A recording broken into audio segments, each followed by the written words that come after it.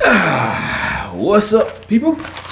It is I, once again, Lamech from Insane Disappearances. Thank you once again for joining me tonight for some very eerie stories of people vanishing all over the globe. I got two for you because I didn't get a chance to make a video Monday like I thought I was going to be able to. You know, I've just been so busy, and I was off today, so I kind of got a little lazy. I was sleeping all day most of the time, so stuff happens. But yeah, tonight, like I said, I got two stories for you. One from 1945 and another one from 2005. And of course, to start off with, like always, I am going to talk about a ghostly experience that I had in the past. Now, this one is a little weird because I don't know if I could call it a ghost story or call whatever I saw ghosts, or I would say some form of entities, because it was more than one. But I'm gonna tell it to you anyway. This dated back to when I was living in Virginia, in Reston, Virginia, as a matter of fact, living in our apartment, which was Charter Oak Apartments. I can't even remember the name of the street. This was in, like I said, Reston, Virginia. I was 17 or 18 years old at the time. Probably my hood, by the way. And the only way I could describe these entities were, if you ever saw the movie Ghost with Demi Moore and Patrick Swayze, you remember those entities that would come get anyone who was bad and escort them to hell. And trying to remember the name of the guy who did them both wrong. Carl.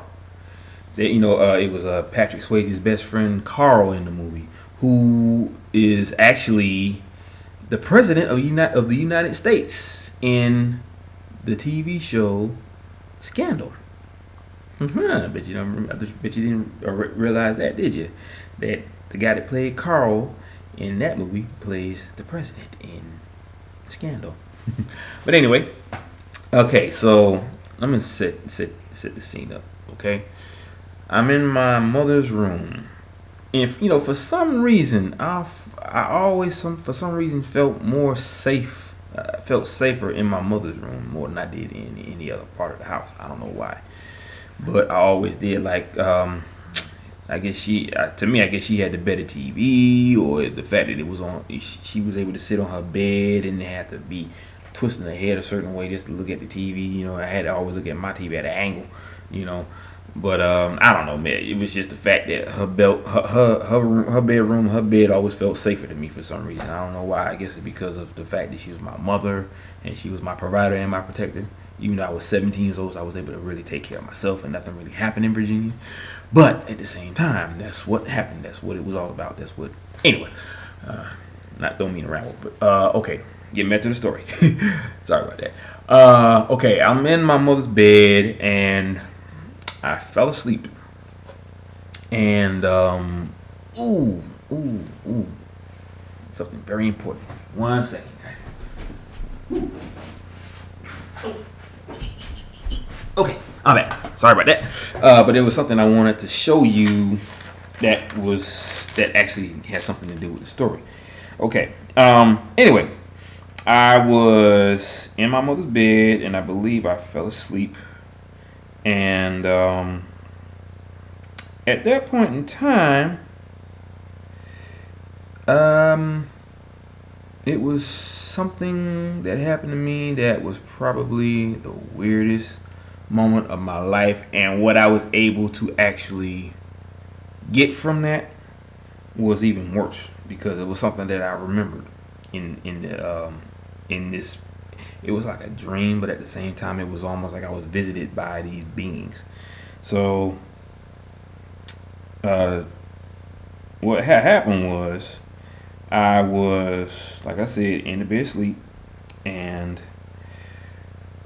these beings appeared to me in this I guess you could call it a dream state, or I guess you can just call it I was being visited by these beings. I really don't know what to call it. I just know it happened. Um, I remember seeing 4 very dark, shadowy beings come into my mother's room. Like one by, it was like they were crowding into my room. They were really small looking. They was probably like maybe 5 feet high. Like I think they was about as tall as I was sitting down, you know. And they were shadowy and almost see through. There's like there were parts of their body you could see straight through, and then parts of their body that you couldn't see through. And they all came into the room while I was asleep. And I remember being flipped over, and something was inserted into me through my. Oof, I almost hate saying this because it's just weird. As I don't know what. All I know is that something was basically, I won't even say driven into, but inserted into my rectum, which was probably the weirdest part of this whole story because I can't believe that even happened. Okay, it was sharp, it was very hard. It was like metal almost, and it was very cold. And it was inserted in that area. Okay, and it was like I was being pinned down by something, but it was almost like I was being pinned down by something. I couldn't tell if it was them or not. It was almost like they were using some sort of like force energy power or something, you know. And this is what I remember seeing. If you can see it, this is what was being inserted into me, and it had a scorpion's tip on the end, and that's the way it was shaped. This is what I saw in that. I still can't even really say I could call it a dream because I felt what was happening to me. I could feel myself being pressed down into the bed like they were holding me down, and I literally saw these beings walk into my mother's room one by one, and it was like these dark figures. They didn't even have a face. It was almost like they had these real dark cloaks over their head, you know, kind of like a veil from a woman's hat or whatever the case may be. You know, but it was all black. You couldn't see their face. You couldn't see. They just looked like these, like dark, shadowy blobs of energy. You know, that just walked into the room, and that happened. And then after that, I woke up gasping for breath. You know, because I was being pressed into my pillow as well. You know, I was just like, wow. You know, and I couldn't move. Whatever it was wouldn't let me move at all. You know, so. That experience was probably the creepiest one at that point in time. You know, I've had a lot since then, but that one right there, I won't even say tops. You know, it tops the cake, but it was definitely weird, and I've never forgotten it. And I've never forgotten what this tool looked like either. It was burned into my brain after that experience. So, yeah, that was a very weird moment for me. Okay, now that I got that part out of the way, now it is time for the stories itself. Today, or tonight rather, tonight's story is going to be about a young man named Richard Colvin Cox. He was born on July 25th, 1928. You know, he was going to the U.S. Military Academy at that time. Well, not when he was born, of course. You know, but he was also a third-class cadet. Now, around 4:45 p.m. on January 7th, 1950, a man had called Cox's West Point classmate, who his name was Peter Haynes.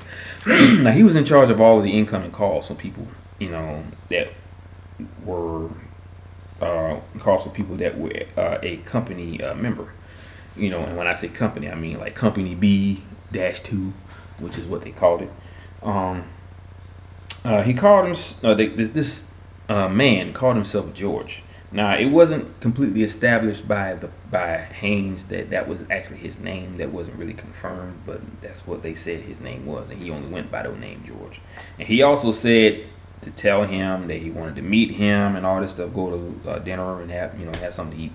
And he just said to mention his name, he'll know who he's talking about, or mention something like about. I know they actually knew each other in Germany, so they might have been a part of the same academy or military line or whatever you want to call it. But yeah, God, I gotta stop doing that.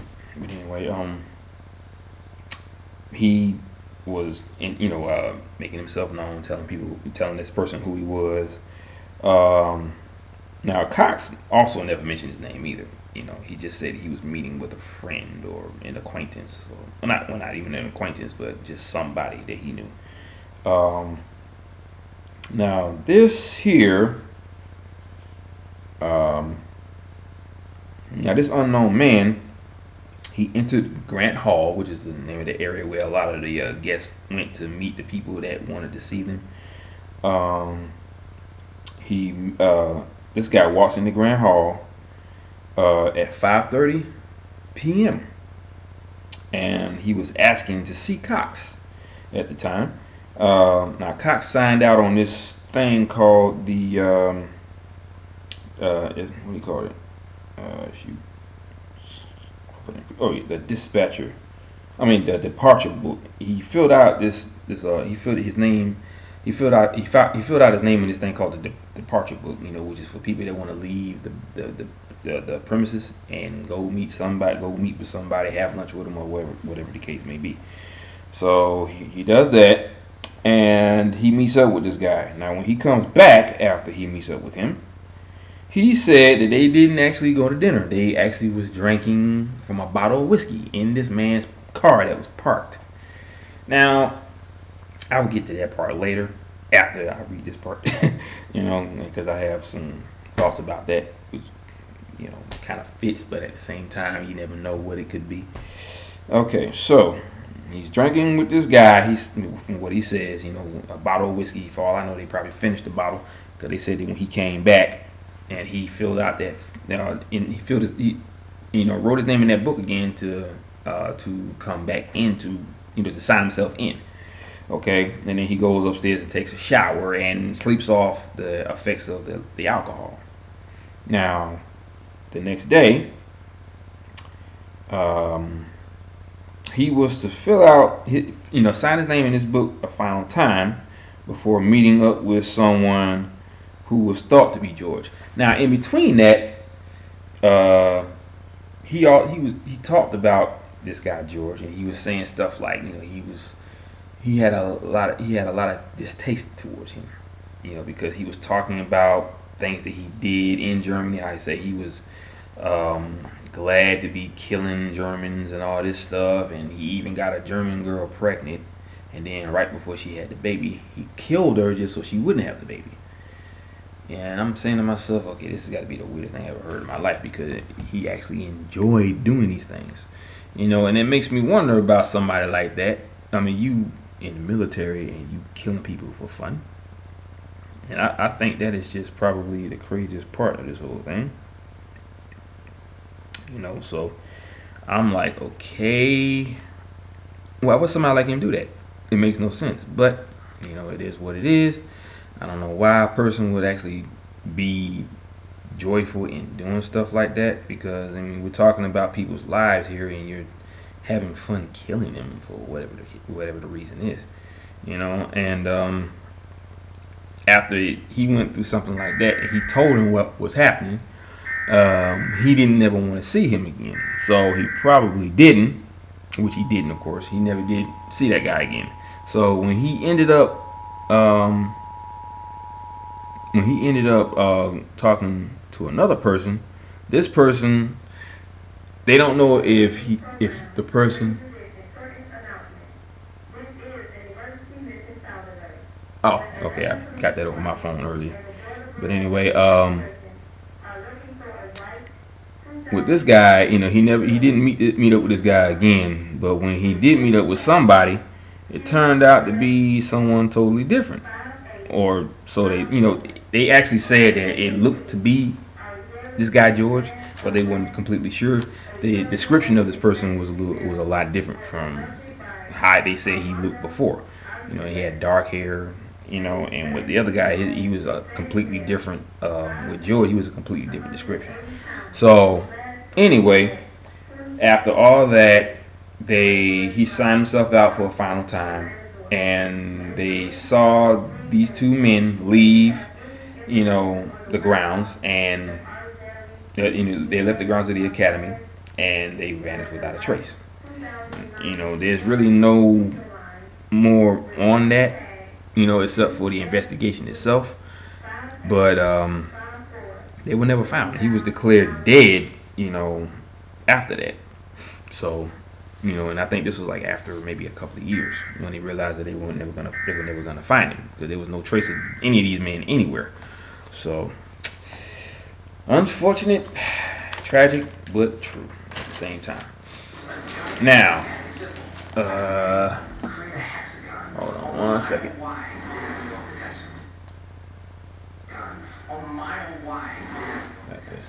Turn the sound down. Okay, there we go.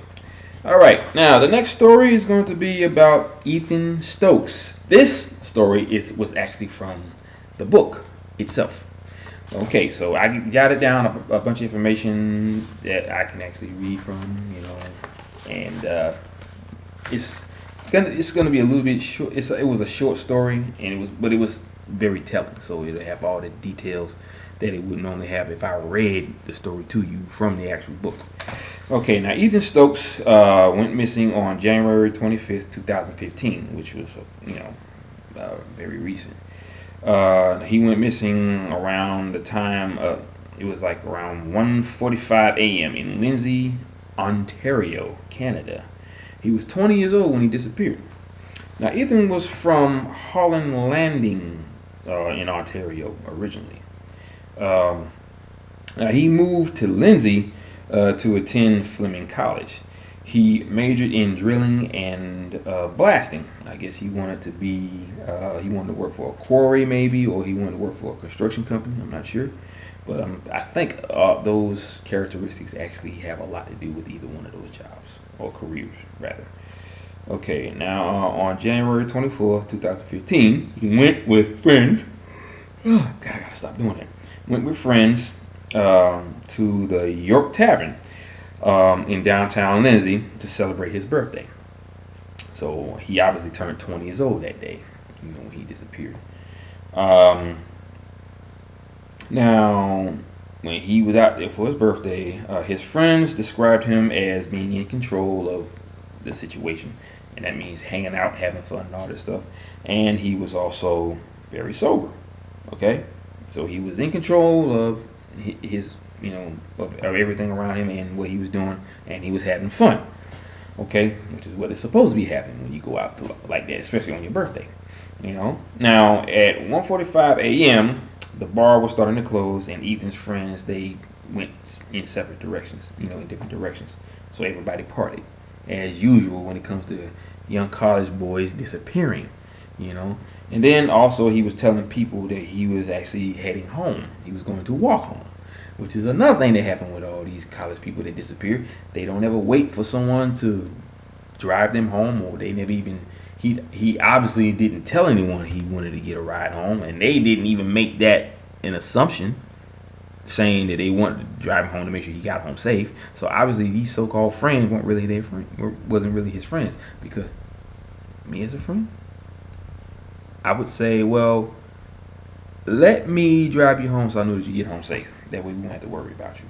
That's a true friend right there. But that didn't happen, and that never happens with these cases when these college people disappear, you know. So, which I think is very wrong, but it is what it is, right?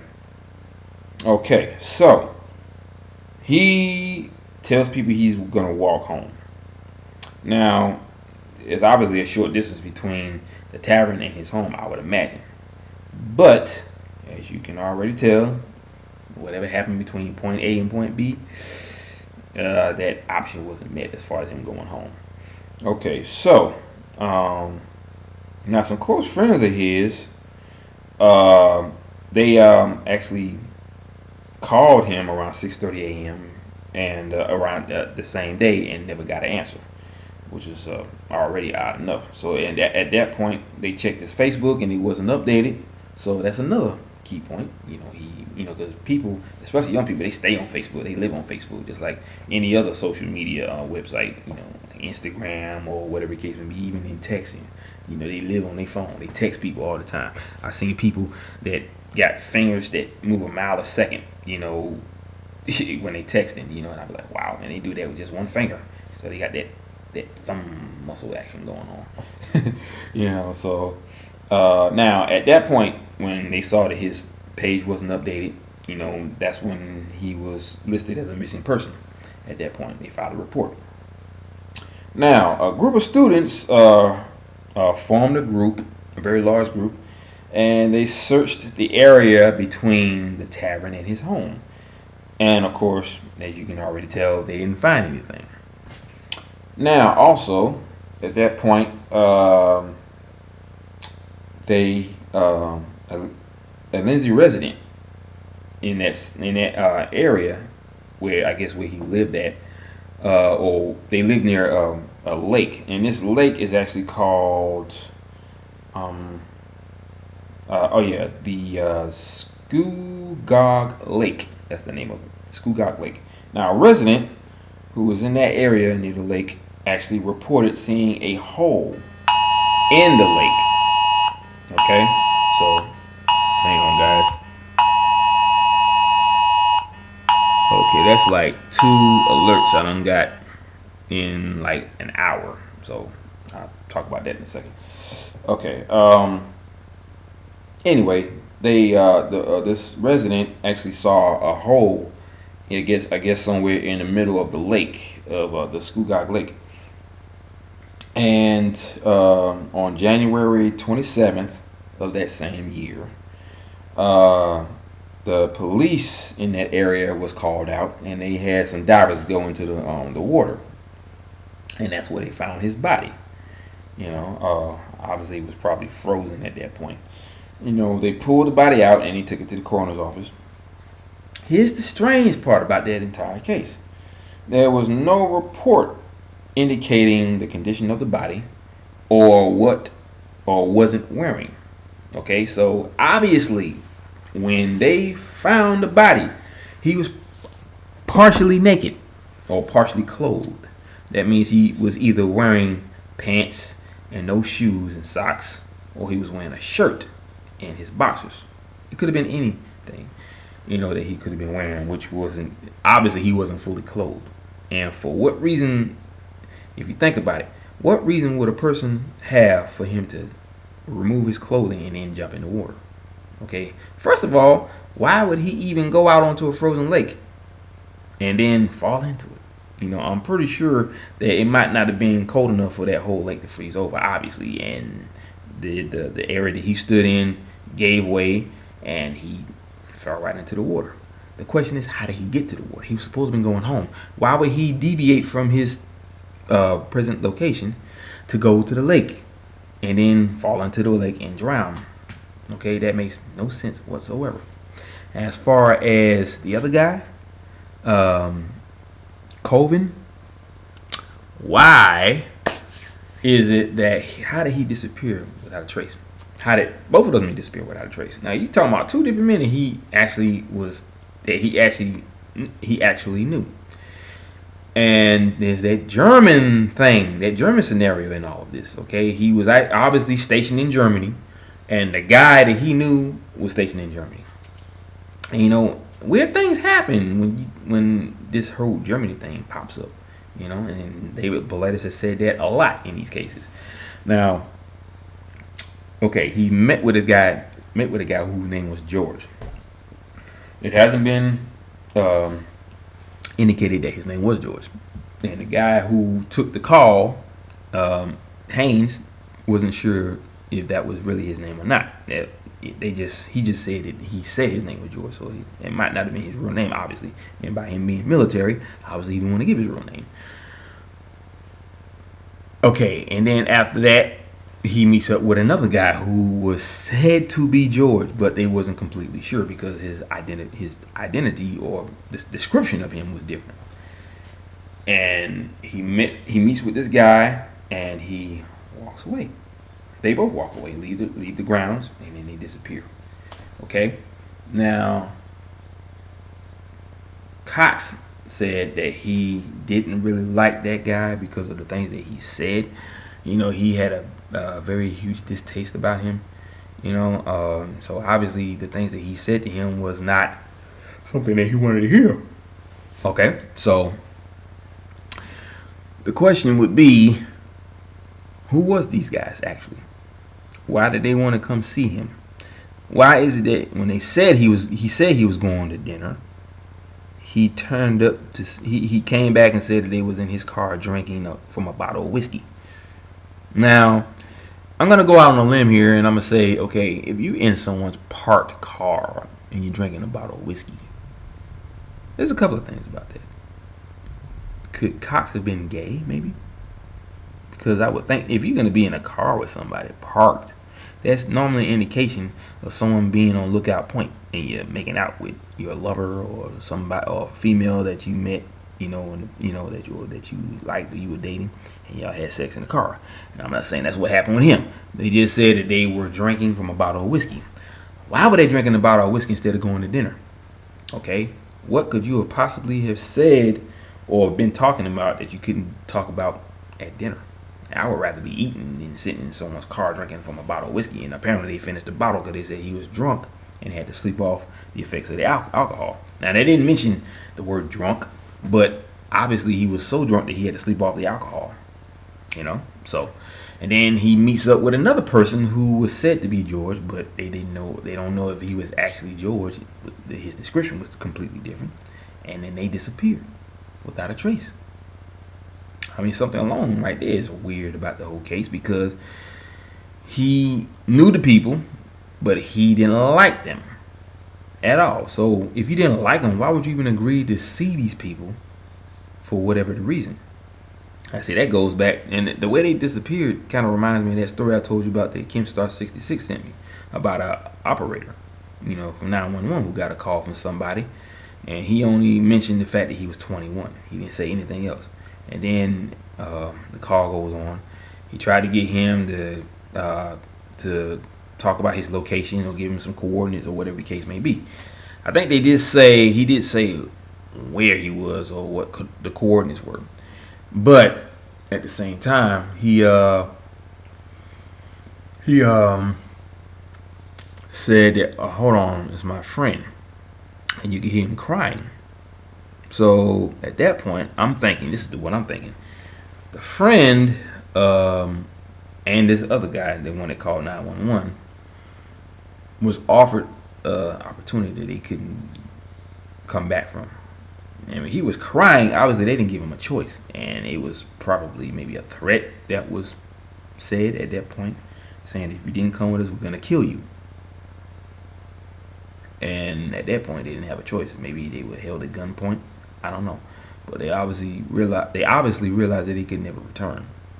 Now, what could whoever these people were that did that, what could they have said to these guys in order for them to be, or in order for that one guy to be crying?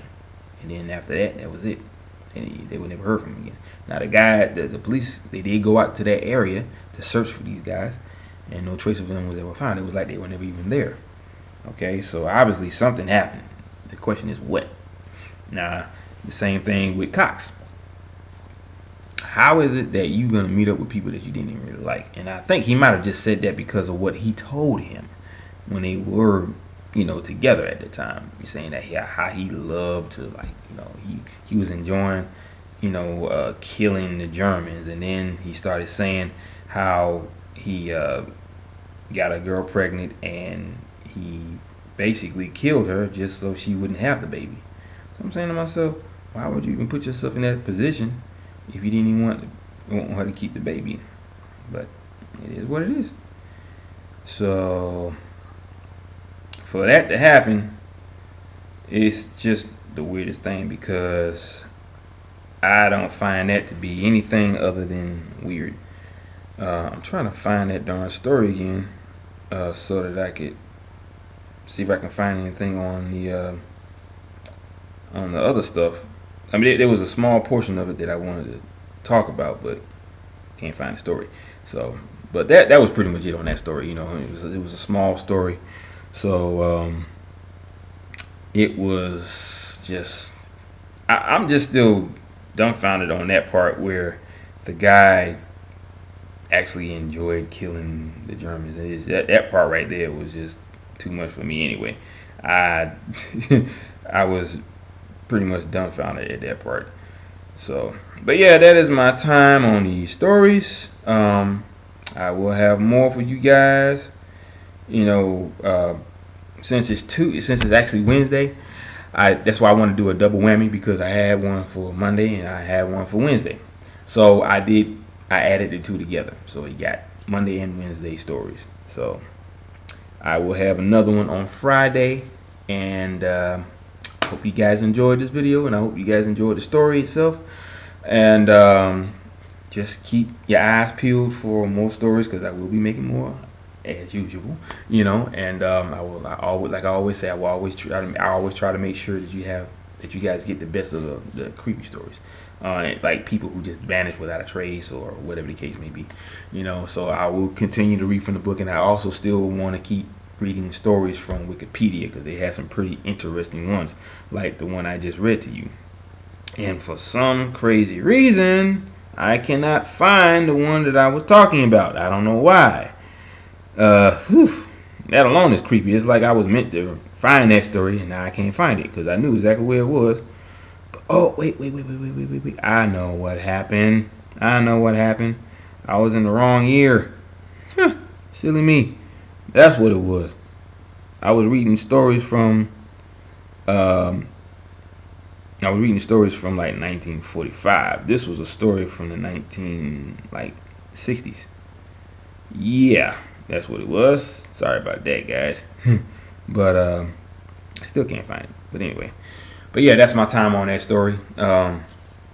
So like I said, guys, stay tuned for more, and I will see you guys once again Friday.